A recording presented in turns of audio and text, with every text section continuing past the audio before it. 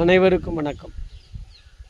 இந்த நவீன அறிவியல் உலகில் இரண்டு ஜீவன்கள் தான் நம் எதிர்கால சந்ததிக்காக வாழ்ந்து கொண்டிருக்கிறார்கள்.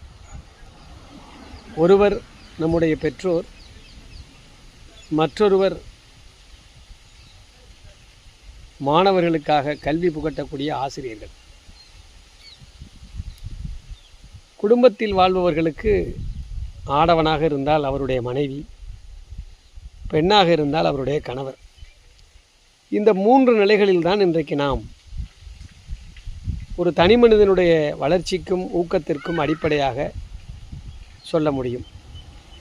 இவர்களை தாண்டி யாரையுமே நாம் யோசித்து கூட பார்க்க முடியாது.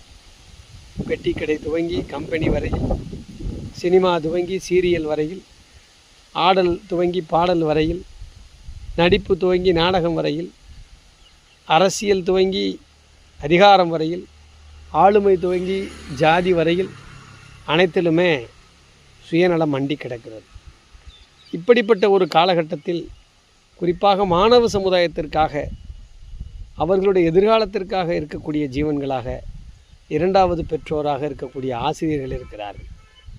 அந்த ஆசிரியர்கள் வாங்குகிற ஊதியத்திற்காக உழைத்தாலும் அல்லது தனியார் நிறுவனங்களில் உழைத்தாலும் கூட அவர்களிடம் வந்து கல்வி பயிலக்கூடிய மாணவர்களுக்கு கல்வி புகட்டுவதில் தான் அவர்களுடைய ஆளுமை செலவழிக்கப்படுகிறது.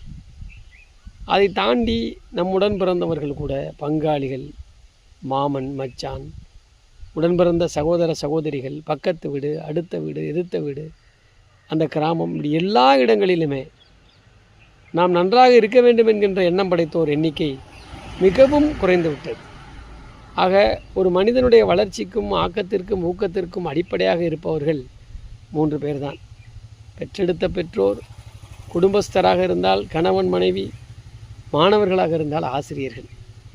ஆக இரண்டாவது நிலையில் பெற்றோராக இருக்கக்கூடிய ஆசிரியர்கள் சொல்வதை கேட்டு ஒழுக்க நெறியோடு மாணவர்கள் வெளிவருகிற பொழுது நிச்சயமாக எதிர்காலத்திலே அவர்கள் சமூகத்தின்பால் ஒரு வளமான எதிர்காலத்தை அமைத்து கொள்ள முடியும்.